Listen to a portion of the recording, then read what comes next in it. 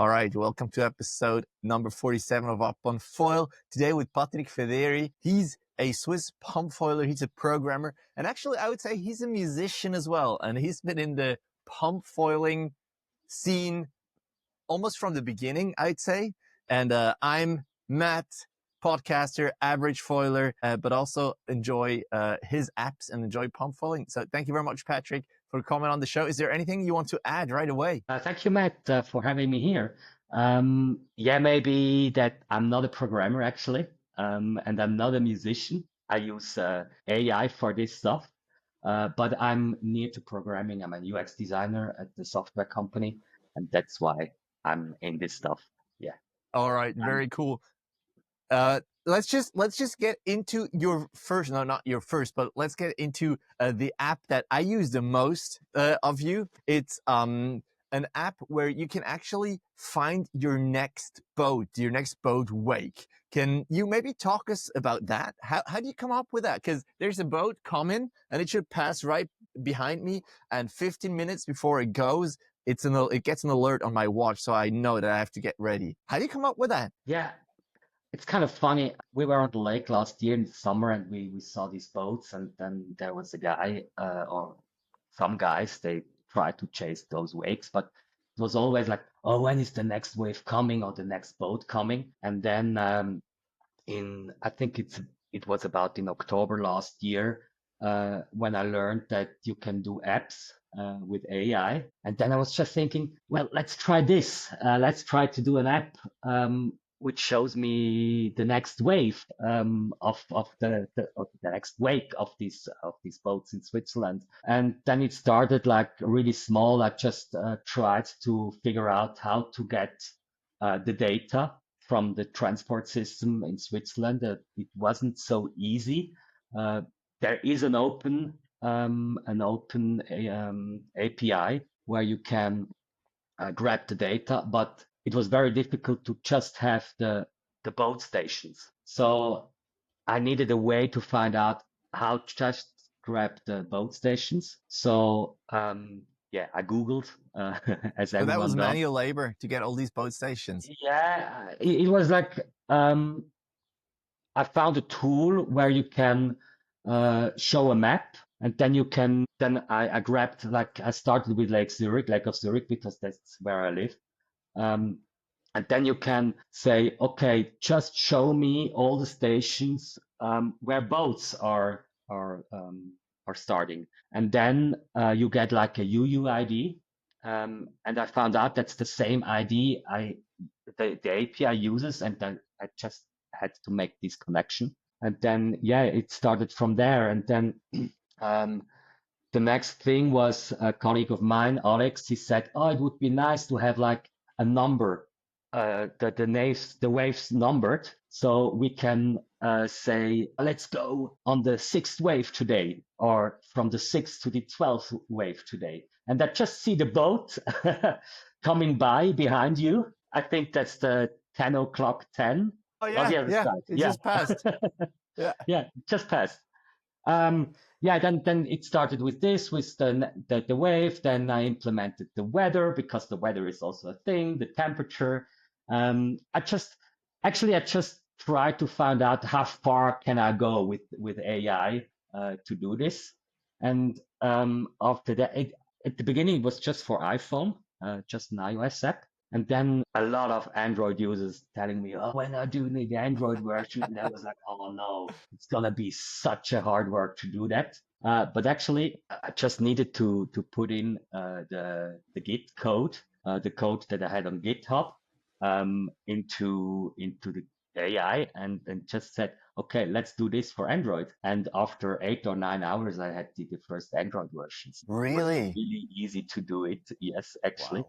Wow. Well, it misses some functions on the Android version, because on iOS you have like, you can do some notifications when the next boat is 15 minutes before the next boat is arriving. You also have like statistics, when is the best part of the day, when you have the most waves in the smallest amount of time. But I cut this from the Android app because it wasn't used by the users so much. So I learned from that, and I just said, okay, let's do a small version, but a functioning version, so that also that what user can catch waves. That is so cool. But you say I just used AI, and when I think about AI, I just think about ChatGPT. Which AI did you use? And you still must have put in many hours to get where the app is now. Yeah, that's true. Well, I would say for next wave, I put in some 80 hours or like this, just 2 weeks Really? of work. But that was also because I experimented a lot before that. I also did um, an app for logging the sea miles or a logbook for sailors. It isn't live yet. I tested it 2 weeks ago. I need some adjustments, but I learned a very lot of doing this. So my learning curve was doing the other app and not Next Wave, which I was quite fluent in. You ask about the programs I use. It's like a a code programming software called Cursor. Cursor has an integrated chat. Then you need to find out which AI model is best for you. So ChatGPT wasn't the best for coding. It was Anthropic from Claude. And then you just need to start in the perspective from a user. So as this is my job as a UX expert and I'm doing user-centric design, so it was quite easy for me to tell the chat what I want or what a user wants. And then I worked from there. And the trick is not to do too much at the same time. Just start with like, okay, I need an app where I can find out when the next boat is coming. And then maybe you also give some context to the app. So I give him some context about, uh, okay, let's do it iOS style. Let's do it a bit in marine colors or in lake colors. Um, and then you just need to adapt to this chat. You need to work with him, not against him. You need to work with him. But sometimes you also need him to say or her to say, okay, no, that's really bullshit. Try to be more specific or try to do it this way. And yeah, then it can work. And it's getting better and better every week. So I'm using it also at the company for some prototyping, and it's getting better and better every week. And yeah, it's here to stay. It's here to stay. That is so cool. And for all the people who want to hear foiling stories, we're gonna get into that. I promise. But I want to keep on that because the programming is one thing, but then you need to get it tested, getting on the store, and there as well. That's a lot of work, isn't it? Yeah, getting it on the store is also a lot of work because you need to do some images for it. You need to do a video. You need to buy a developer's license, which is $100 for iOS a year. Android is free. Um, and then you also need to get the app approved. For NextWave, it was quite easy. Uh, it, it took me, I think, yeah, one day just to put all the stuff on, and then I needed to wait a week until it was approved by Apple. But it was approved the first time, so that was really easy. I have other apps when I needed to do some adjustments that it get approved, but this one was really easy. Also because I think because it's only available in Switzerland for Oh, the really? moment. Okay. Well, it Because makes yeah, sense that it's only it available in makes sense Switzerland, because as you can know. we Yeah. just have some. I think I put in Germany, Austria, France, and Italy to it too because they're living next to Switzerland. So yeah. That is really cool. But then you said 2 weeks to make the program, another week to like get in on the app store, then $100 here, probably $100 there. That's a lot. That's still a lot of time and money that you spend. And the apps are free so far. Was that just you saying, no, I want to provide that free? Or were you thinking, well, maybe I can actually get some money back with that? No, I think it was never about the money. It was just like I wanted to learn this stuff with AI. I wanted to learn programming, and I just needed uh, something I like to do to put it in an app. So I found first it was the logbook app for the sailing. The other one is Next Wave. I did some other small apps. One it was for learning the theory for the For for the offshore sailing, sailing for thing, yeah. offshore sailing. Yes, it was just because I can do it now. I do it, and no, it was never about the money. The money thing is yeah, you invest a bit, but then you hope that um, yeah, what I did, I buy me a coffee, I buy me a coffee link, and it it it worked nice.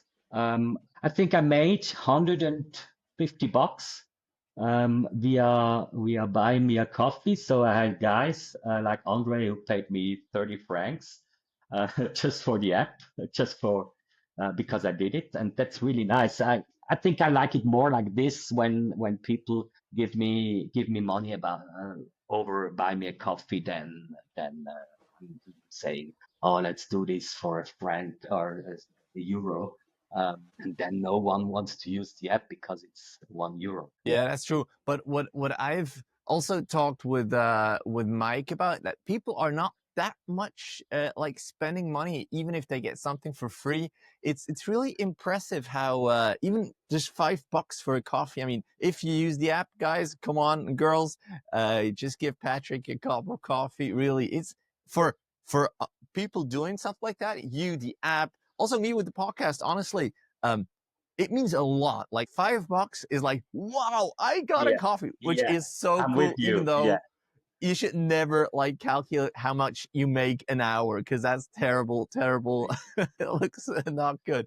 But let's just maybe continue there, because this app with the boat is really cool and I use it a lot. And like the alert on the watch is like, I stop conversations mid conversation, like, all right, you know what? We're going to touch on that later on. I have to go now. I'll be back soon, which is so cool.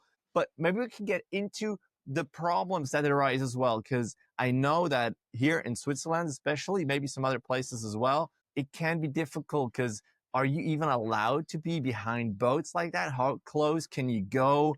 Do they like it or not? Even like private little motorboats. And you wrote a code of conduct about pump foiling. Maybe we can get into that, and maybe we can start with this boat problem. Yeah.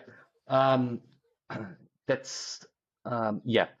Let's start there. A year ago, where when the foiling club Zurichsee from Milan, they wanted to do an event. There's a summer event, and for an event you need to have a license, and then they needed to talk um, to the lake police from the canton of Zurich, and then no, yes, to the lake police of canton of Zurich, and then they said, you can do that, but we have to tell you that some boat operators or boat captains are not very pleased that you catch the waves from the boats. So I knew that a friend of mine, Flo, from Subkultur in Zurich, he knows the nautical, how it's called, the nautical captain or the boss over all the captains of the Zurichsee Schifffahrt. Um, and then I talked to him and said, can we do like a call with him or meet him to talk about this topic? And then actually he invited me on a boat, on the biggest one, on the Pantarei of the Lake of Zurich. And he showed me what a captain can and can't see when he's on the boat. And he also uh, wanted to talk to me about the dangers that are involved when we are behind the boat. Um, and also, what's funny, some days before, Yvon from Lake Geneva was in Zurich, and he catched a wave from Küsnacht to Zurich, and then he changed the boat and came back on the wake Was from like another boat. 45 minutes of wake heaving. Yeah, wake thieving 45 minutes, and then Tele Zürich is a local television company who was doing a portrait about him and also the captains of the Zürcher Schifffahrtsgesellschaft. And it was like the timing was not perfect with this article and with me talking to the other one.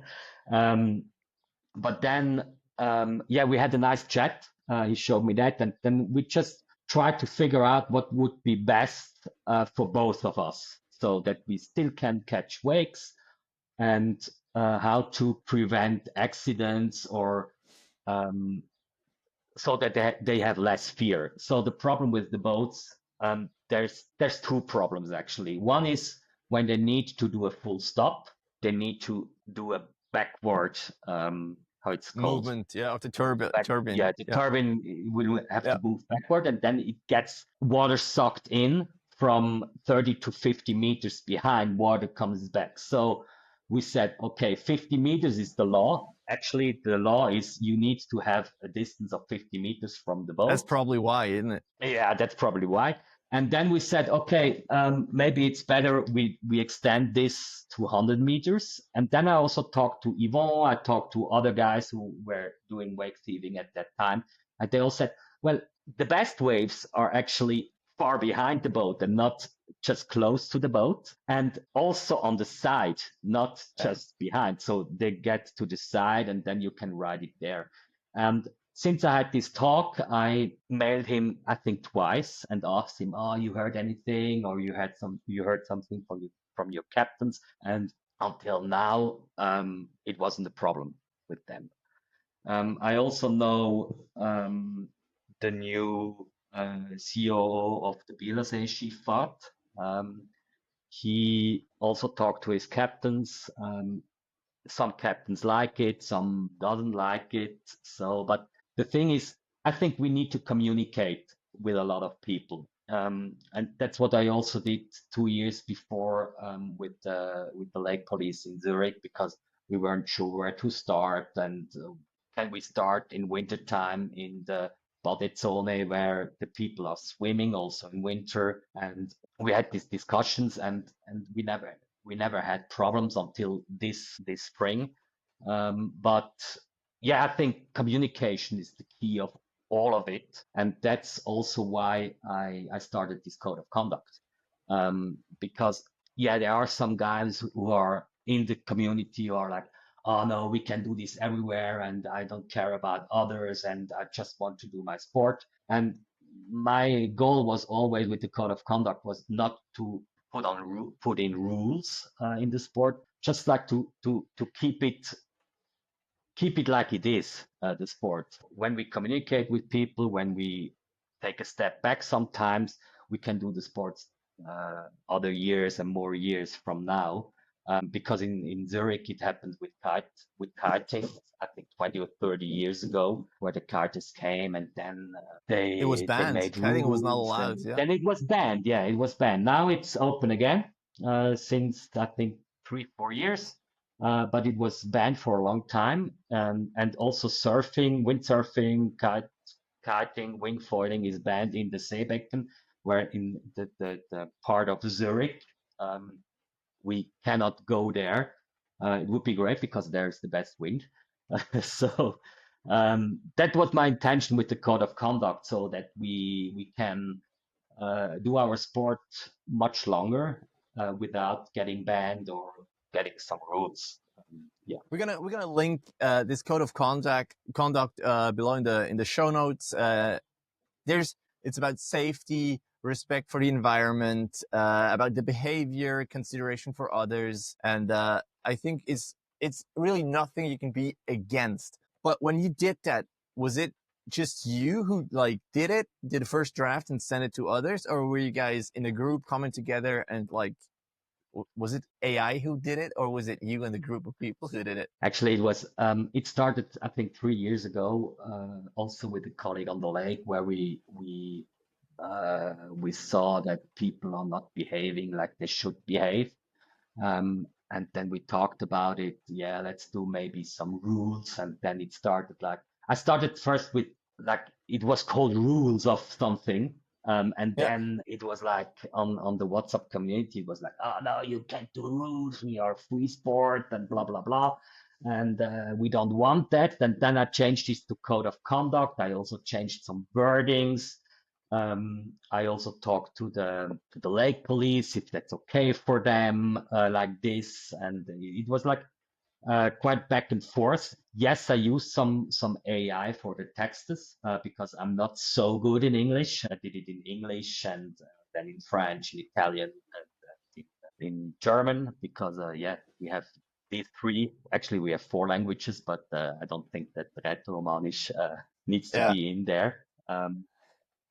So yeah, I used some AI. I used some. We had a lot of discussions at the lake about it. But I would say the initial part was starting from me. And yes, I didn't just make good friends out of this. Re- But I think really? now, yeah, yeah, there were some people who were saying, no, that's not what I want. But at the end, also some of them put their signature on it. So that was quite nice. And now actually we have 126 individuals who have signed this code of conduct online. So yeah, when you listen to this podcast, also it would be nice that you will sign this code of conduct. Yeah, and it makes a lot of sense because really, what we don't want, we all not want, is that it gets banned. Because I've seen, was it you who posted it? Like a foil forbidden sign at Kalmasee, I think. No, I think it was. Oh, I don't remember his name. Um, Anyway, I yeah, saw it online. but Of like, it kind of makes sense because, and maybe we can get into that as well. Like, where should we foil like just everywhere? Is it really necessary to get that perfect shot or not? that's a good question. I would say at Kalamazoo, I was at Kalamazoo 2 years ago, foiling there. I have Yeah, some pictures and you videos have from it. there. Good. I have it, so well, it's banned now. I don't care. No, I think Kalamazoo is a good example. Kalamazoo has a lot of people in summer, a lot of swimmers, a lot of pedalos, a lot of other boats. It's not quite easy to start there because you need to start where those pedalos are. Um, and I think 2 years ago it wasn't a problem because we were just a few guys, but now just the community has over 900 guys in it, so guys and girls. And so yeah, we're getting more, and it's getting more crowded. And maybe it makes sense at some spots that it doesn't get overcrowded. At Kamose, I would say maybe it's too harsh to get it banned the whole year. Well, in winter you Yeah. can't because it's frozen, but maybe in spring and in autumn it would be easy to do it. But I think it's also a thing we should consider as spoilers when we go, like where we go at Küsnacht, we go a lot because the wakes are the best there. We have about 35 boats a day where we can catch the waves. And in summertime, it's really crowded. We have a lot of people in the water. We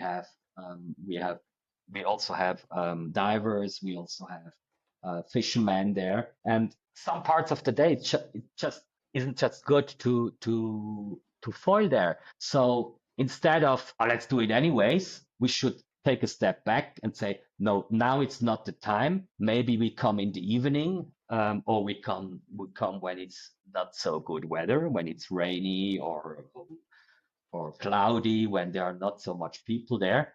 And I think that's what we as a foreigners need to learn that yeah, we can do the sport. We should be allowed to do the sport everywhere, but not anytime. So I think that's the thing we should have in our minds.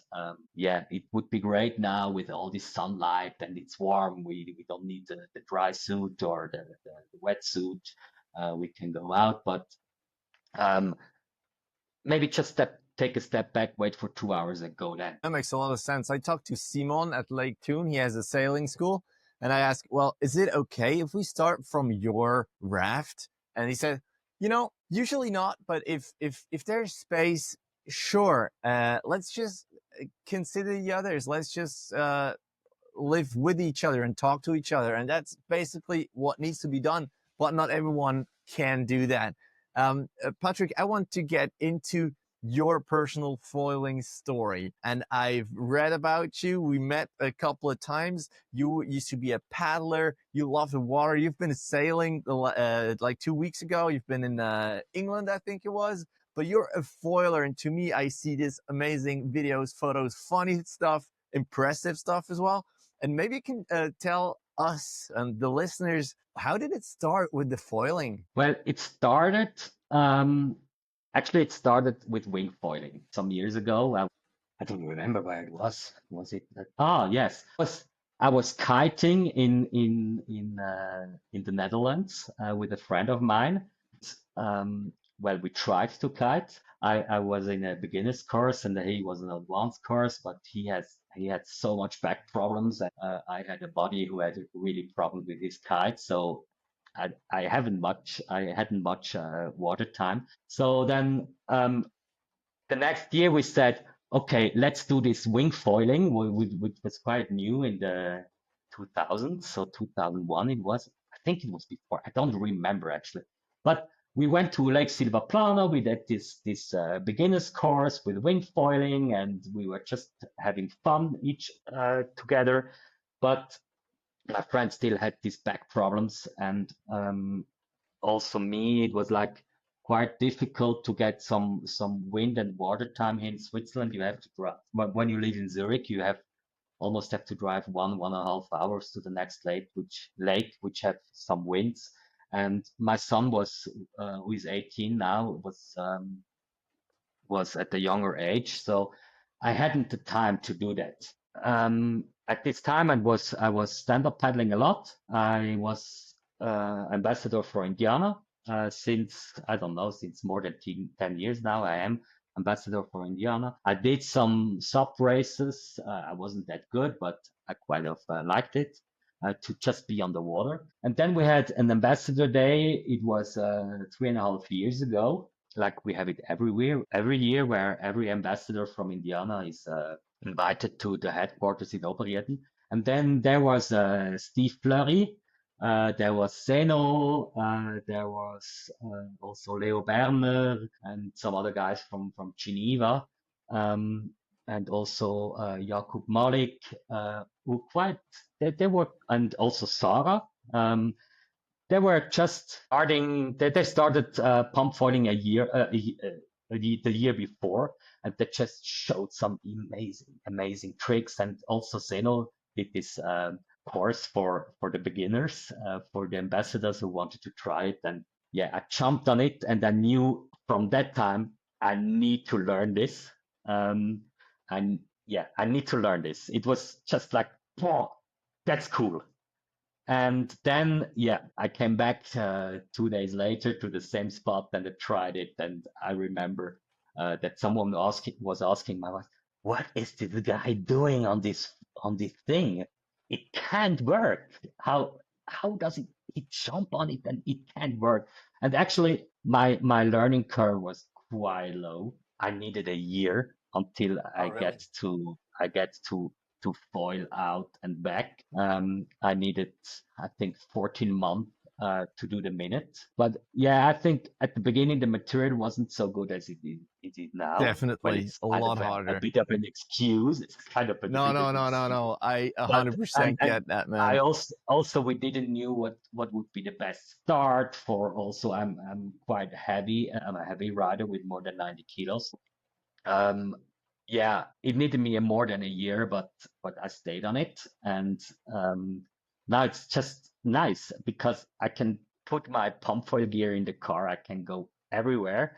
Last week I was in Ticino, in the southern part of Switzerland, and we were just um, trying to find a nice spot to um, to be for the day on a river. And we were passing by a bridge, and then my wife said, "Oh, it's looking quite nice out, down there." And then we went And there, you and ask, then but can I start from there? no, I didn't ask that, and there was just I also let all my stuff in the car, and then we were there, and then I took a swim in this thing, and it was quite deep, not so deep, but it was quite deep, and then I saw like a rock where I could do my drop start because I really like the drop start, and then I was like, okay, I just walked all the way where I want to foil and look how deep is it. And then I was like coming back to my wife and said, okay, I need to grab my stuff and try this. And yeah, she was kind enough to do some pictures of me and some videos of me um, in the cold, freezing water of this river. And yeah, that is quite nice that you can have your gear in the car or on the bike trail and just go everywhere and try to pump. Yeah. That is so cool. Well, first of all, I admire you, man. Like keeping on 12, 14 months, that's really some determination. That's impressive. Plus, as you said, the gear was not good back then. And also there were not videos, there were no how-to videos, and now there's so many. So that helped me a lot. I started 1.5 years ago. So really that helped so much. And that's really impressive. What's the gear that you ride most? And the second question that comes with it, you say, yeah, you can always like keep it in your car, but you probably not don't just have one front wing. You probably have a second one. It adds up. You say, yeah, pump foiling is easy. You just need one backpack and it's fine. Does it really though? Yeah, actually, I have two masts and I have two front wings and I have, I think, four stabilizers and two sizes of Tails, of the yeah, of tails. tails. So it's a smaller one and a bigger one, and that's just pump foiling. I didn't even started to buy some stuff for wing foiling, which I started again some weeks ago and did this week for I think 4 or 5 hours. So yeah, it's quite a lot, but mostly when I'm going to the lake, I have my what is called the Manta M. No, it's Uh, not the Condor. It's a Sorry, condor. the the Condor M. It's kind of the wing of my choice because I can start it from everywhere in every position. The stabilizer is also the Condor M. Then I have the short tail and the mast is the LW 72. Yeah. Why I have a second one? Because I also have an aluminium. So when someone wants to learn to pump foil and is coming to me, oh, can I try it? Then I put on the alumast because yeah, you have the dents in it from putting it on the dock, and maybe they they push too much or they give too much pressure on the mast and then yeah the mast is getting it's not good for the carbon material, so that's why I have the second one with me, and I also have That's the a Condor great S. idea. Yeah. I also have the Condor S, the smaller one. I'm able to start it, I think, every 10th time when I can drop start it.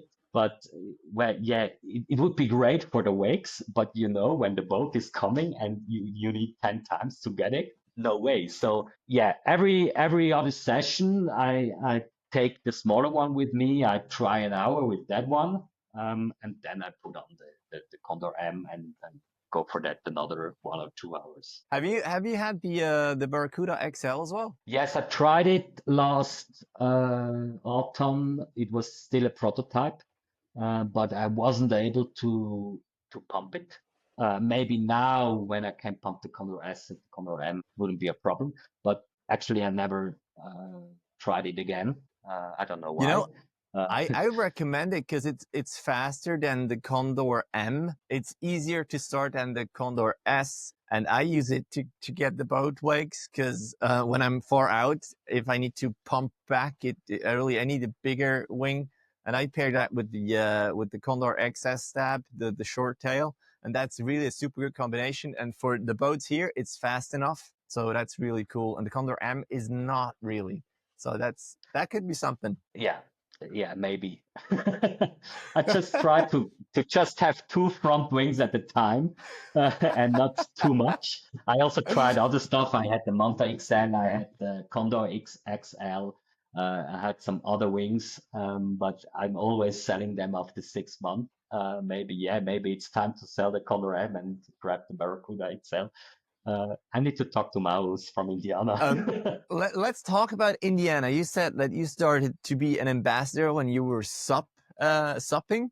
How did that start? Did you contact them? Did they contact you? How did that happen? And what's your job there? Yeah, it was like Claudio, which is working there, was the husband of my sister, and we we did a trip to Ticino, the Italian part of Switzerland, and I wanted to try this stand-up paddling. It was, I think, 12 or 13 years ago.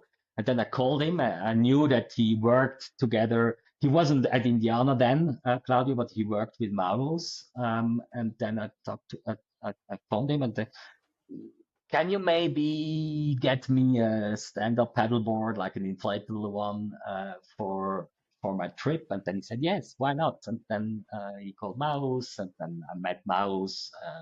He was then in Zurich, having his PR agency and did this Indiana thing as a side job. Um, and then yeah, we met, and then it started one to the other. I bought a smaller one for my son, a smaller stand-up paddleboard for my son. Then I tried a hardboard. I knew I need to have a hardboard because it's much faster, and that's how things started. And then talking about my job at Indiana, I'm once a year we're doing an update of the board finder, board and foil finder. So when you're not used to which board I should buy for which sport or which, yeah, let's say you need a board for wing foiling, you can do freestyle, you can do downwinding, you can do blah blah blah. You have different weights. Maybe you also want to do parrowing with it. So we kind of developed a board finder where you can put in all this data, and then it's just showing you the boards which are best for you. We started that just with the SUP, with the stand-up paddle boards. And then some years ago, when foiling started, we did this foil finder. Well, we did the board finder for the foiling, and then we also did this foil finder for just the front wings and the stabilizers. And the data is coming mostly from Gunnar Binyash, who is also working for Indiana, who's doing a lot of development and research, and he's like putting in the data like, yeah, is it 2 stars or 5 stars for dog starting, or is it a fast wing or a slow wing? And then I just put in all the data, and yeah, then the user can go to it and then just find the perfect material for him or her. Yeah, I used that before as well. Really, really cool. And are you also involved in like testing? Yes, because I'm quite a heavy rider. So they give me a lot of material to test. I tested the new board, the light one with the bunny on it. Um, and yes, I broke the first one. I know Maros doesn't want to hear that, but it was a prototype, so it was good. And then he also gave me the prototype of the new one, which is now off the market. I get it in November or December, I think. And then I tested it 5 months before it got into production. So it was quite good, I think, for Indiana that I could test it for, I don't know, maybe 50 or 60 sessions, not starts, but sessions, because I do quite a lot of sessions in a week. So yeah, now we can be sure that it's holding also when you're doing drop start, also when you're over 90 kilos, also when you're doing tight turns, blah, blah, blah. And also the wings, most of the wings I can try the prototype because I'm quite near of the headquarters. I just go there, grab a prototype and try to test it and give my feedback. That is super cool. And I'm actually lucky you do that because yesterday I did a drop start, and for me it was pretty high up. It's like maybe 1 meter 50-ish, I think, and I was quite Yes, scared of yeah. jumping on it. And usually I like it when at least the front foil touches the water or almost touches water. And here it was like really high up. And I was scared and I jumped on it, but everything was fine. So thank you, man, for testing that. That is really cool. I said at the beginning, no, you know what? Let's get into like your favorite spots of dog starting? Because you said you were at Kalmase, beautiful pictures. You hiked up there with the backpack, super cool, real. Then you said that you were at this little river lake kind of thing in Ticino. Of course, like Zurich, Kuznach for wake thieving. Do you have maybe like your favorite places other than these three, or maybe some like cool stories where something unexpected happened pump foiling? Yeah, there's some other places I really like. I like the Ticino, Lago Maggiore, where I was also starting with the stand-up paddleboard because it's just a nice lake. I found two spots last spring or this spring when I was there. There is also a WhatsApp group from the Ticino, from the Italian part, and I just asked them, and they sent me two or three spots where I could try. But I didn't meet anyone because I don't have enough time. Others had work to do because they're living there, so they work there. They're not on holidays. Um, but there are some other spots. I really like the Heidsee at Lenzer Heide. I'm quite a lot at Lenzer Heide. The lake is really great because in the morning you have no wind at all. It's like flat, and in the afternoon it's like the thermal wind, thermic. How it's called in English, I don't know. Thermal winds, I think. Yeah. Tropical wind is coming in the afternoon from the north. So you have about three, four, both four in the afternoon when it's good conditions. So you can do pump foiling in the morning and in the afternoon you can do your wing foil thing. Or you can do again a pump foiling session with some downwinding. It's really nice there. Also, I like the spot in Talwil at the Lake of Zurich because there the waves are. Anya would will hate me for this because I'm telling it, but the waves are not. You don't you don't take the waves behind the boat. You take the waves when they break um, at at the yeah because Where it's it gets quite shallow or what? shallow. Yeah. The waves break, yeah, where it gets shallow, the waves breaking, and then you can go from Talwil to Küsnacht, and then you wait for the next boat, and you come back. Oh, I'm not so able to cool. do this at the time, but her son, Anya herself, and some others can do that. Yeah, they're going back to forth. So that's Gilberto. He's working from his own home office, and then he just watches on next wave and sees, oh, the next boat is coming, and he's getting his wetsuit on, and then he goes to the wake and going back to work. So yeah, there's a lot of funny stories from people you met at the lakes. I also kind of like the Thunersee because you have this really nice panorama. I was there in February or March. Grisee is near Zug, I think 45 minutes from Zurich. In winter time, it's you have a lot of fog in Zurich. You just go to Eggerisee and you have like this mystical lake with the sun coming in, maybe some fog. We did that on the 1st of January, Oh, so it wow. was really nice. Yeah. Um, yeah, what else? But I found a spot in northern Italy in Liguria.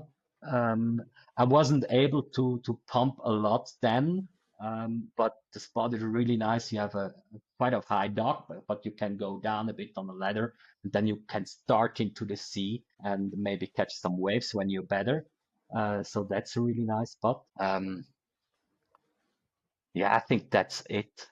Um, yeah, and That's so talking cool. I mean, about that's a lot of places. yeah. I'm also trying to move from place to place and try other things and meet new guys. It's really nice when you meet some people. Yeah. You Also haven't talked this about week I was Lake I was Geneva. I never was at Lake Geneva. Um, I will have to go because Steve invited me.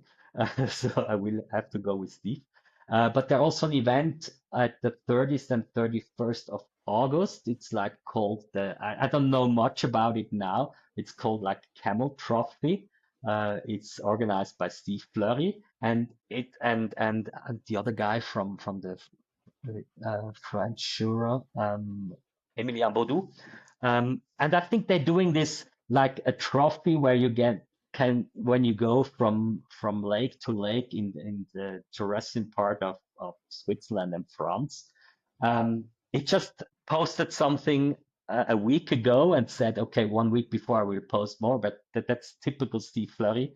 Uh, he posts something and then you like, okay, maybe it's got to be something great. It will be for sure something great. And I think I will go there. Yeah. All right, really cool. I was there pumping the first time no, a couple of days ago, and I did my first little pump downwinder, which was really Oh, cool. It was nice. like a kilometer down and then walking back up. But I really want to do like one of Yvon's. He does like 20K downwinders, and I felt Yeah. comfortable on the wave. The only thing that really was the problem was the seaweed. Man, it was like getting out of the harbor took me 3 times because I went onto the waves too early and then got some seaweed, had to get out and pump further out to actually turn down with the waves. But it was so fun. It was really, really Hmm. cool. At the beginning of the episode, I said, you're also a musician. And maybe we can just quickly get into that because you said you're not a musician. You did that with AI as well, but still, you have 3 albums out that people can or should use for their foiling videos. And it's about foiling. Maybe we can talk about that. How did you come up with that? Was that difficult as well to get into that? And where can people find that? Yeah, the app I used, it's called Suno. Um, like it's also an AI tool, and it was in August last year, and I was just experimenting with some stuff with AI. I'm always curious about the new stuff, and I was thinking, okay, let's try some music, and then I just started with one song, um, and it came out quite nice. Well, you can hear it's AI generated, but it's quite nice. And then I'm just like, okay, let's do a whole album for just like for pump foiling, and because there is no pump foiling sound around, and also the problem is with all the rights you have to put it on the video. So I was thinking, well, let's do an album. And it was quite easy to do it with Suno. You can put in the style, you can say, okay, let's do reggae or more rap or more of surf sound. And then you can say, I like to have a male voice or woman voice. And then you just need to generate the texts and the text I did with ChatGPT. So I just put in some things like, okay, do me a text or write me a text about a guy hanging out at the dock and having a good time with friends, blah, blah, blah. And then ChatGPT does this great thing with the text, and you just adapt a bit. You say, oh no, that's not sound very good. Let's do this, let's do that. Well, it's what I said before. You work with the chat. And it's like I like the word co-pilot because that's what it is. You learn a lot with it, and then you put the text into Suno. You say which sounds which yeah would like to more reggae or something else, and then you just generate it, and then mostly for one song I generate 10 to 20 versions, and then I just pick the one who is getting more into me. And then I go to the next song and do it. And after the first album, I was thinking, oh, I have a lot of more ideas coming. Then I did a second one. And then the third one was more like, let's do one without texts, which are more about, I wanted to try how much can it go into classical music? Well, it's kind of classical music because you cannot um, you're not allowed to say classical music to music you did now, but Yeah, it's like more instrumental. And I had this thing in mind, like how it's working, how's the ocean working, the waves are working, the water is flowing, the sound is making from the foils, and I was start trying to put that in the AI. I was just filling in like, yeah, I would like to like a sound like the water flows, blah blah blah. I was just experimenting with it and see how far it can go. Actually, some weeks ago, I tried some new songs, not about foiling, about something else, and just the step it make from a year ago to really. now, it's incredible. It's really incredible. You can put in so much more. The sound is so much better. You can still hear it is AI when you use to it. It's not like this deep as real music as when musicians are doing music. But I think for well, it's quite controversial. Should you use it? Shouldn't you use it? I think for this foiling thing, it's perfect. Because yeah, we don't have bands. We will not have a lot of bands singing about. pump foiling. Probably And not. also for video makers, it's nice to just to use it without the rights. Yeah. The hardest part actually wasn't doing the music. It was to put it on Spotify and so on. So you need a Discord account where you can put in the music. Then you need to upload the lyrics. Then you need to do an album cover, blah blah blah. And then you need to wait 2 or 3 weeks until the music is on it. Then also there you need to spend a lot of bucks, a lot of money, not a lot, but some money to it. Yeah. And we have Happy Place by the Lake, Loyal to the Foil, and The Water's Voice. Those are your three albums. Which one is your favorite song? Do you have a favorite song? I think my favorite song is Happy Place by the Lake because it's what it is. It's my happy place. When I'm going to the lake, I forgot about everything.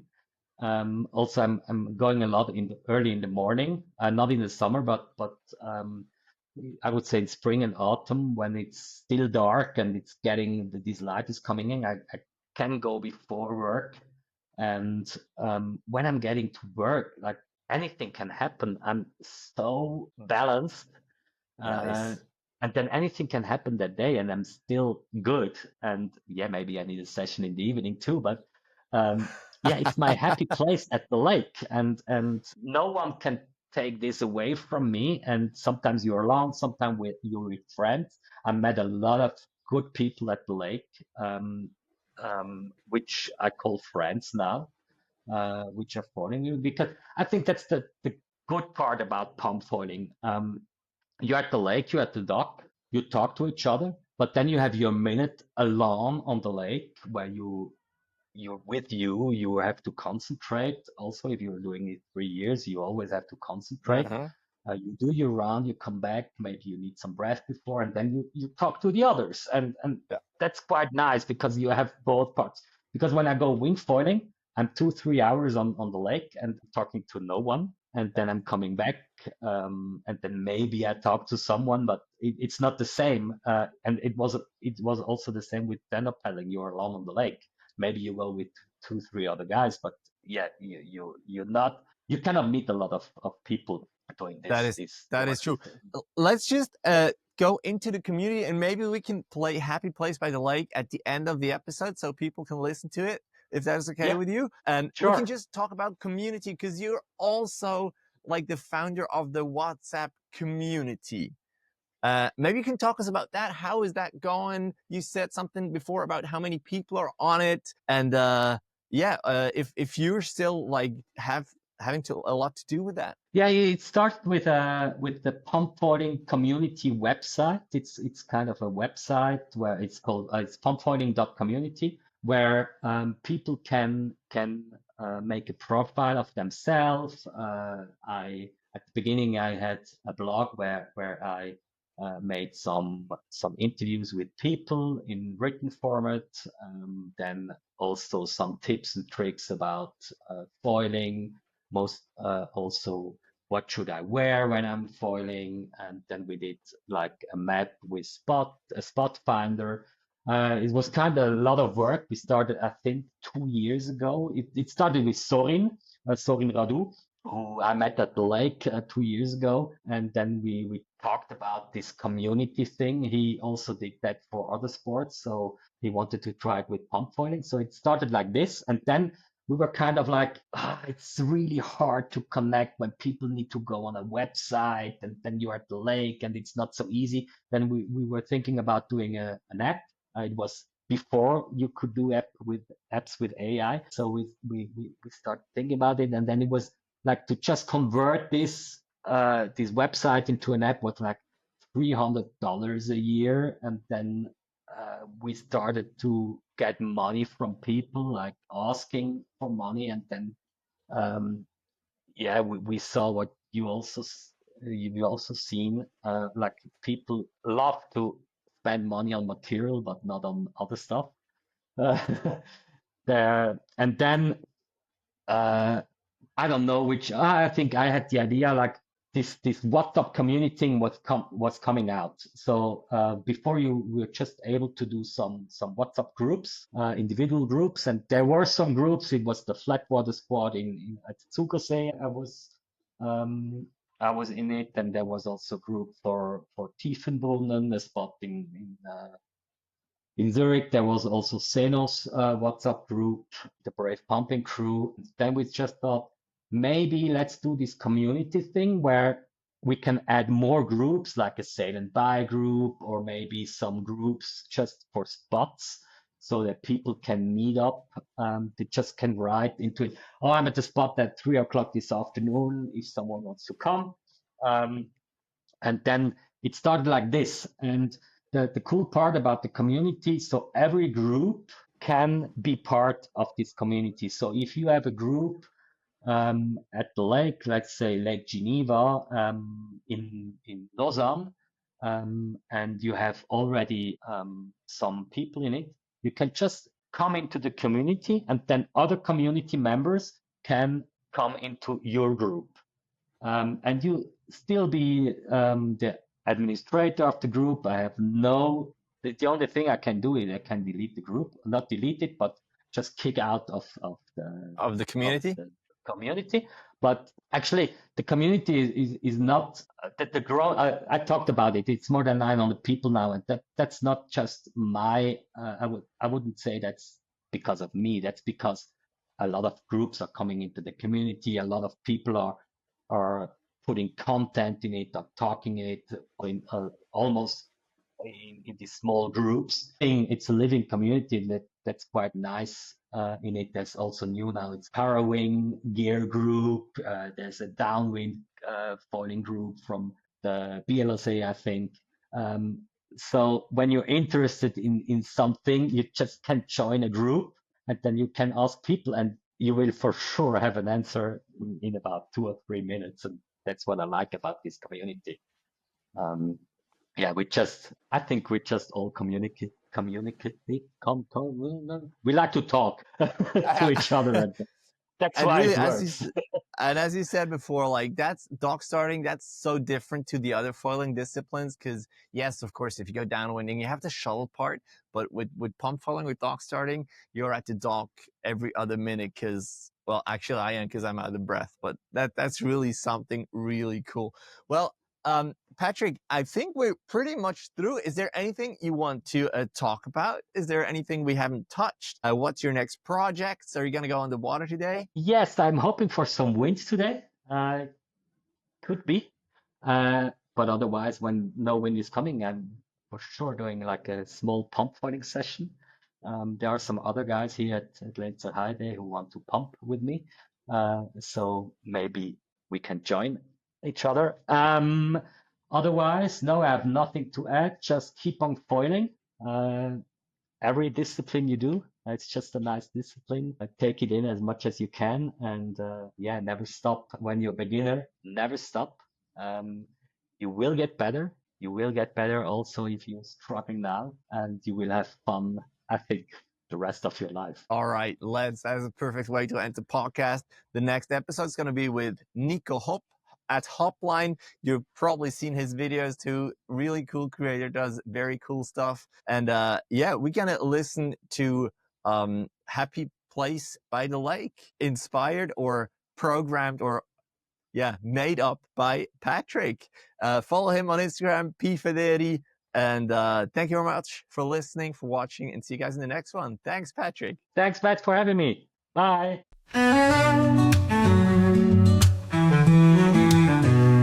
Here by the water, so still and clear. Between 4 sessions, we gather here. The waves rest easy as we catch our breath, sharing stories, smiles, and a sense of depth. It's a place for us, just you and me, where worries fade and souls run free. This is the happy place by the lake, where burdens lift and troubles break. We sit and talk of life and dreams by the water's edge and gentle streams.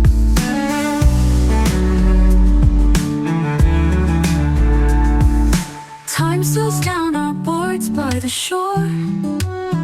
We laugh and talk before we foil some more.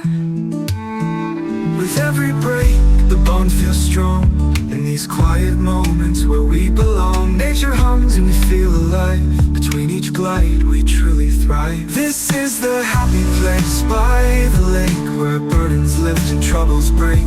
We sit and talk of life and dreams by the water's edge and gentle streams.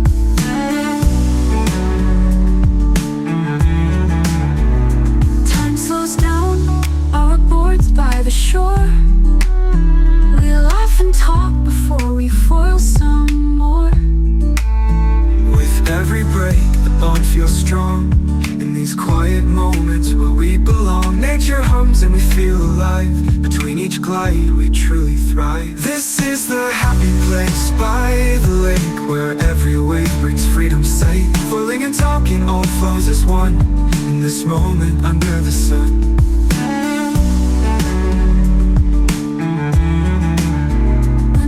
It's loud and the world feels rough.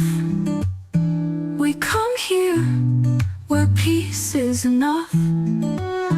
A place to be real, just you and me. On the water and words, we're where we should be. The sun dips low and quiet grows as whispers of the wind start to show. One last session before the night, sharing thoughts till the stars shine bright. This is the happy place by the lake, where we listen close, no words are fake. Between each session, no future or past, just us in the lake and a joy built to last. So we'll come back time and again, with every wave, every word, every friend. This is the happy place by the lake, where we find peace, no matter what's at stake.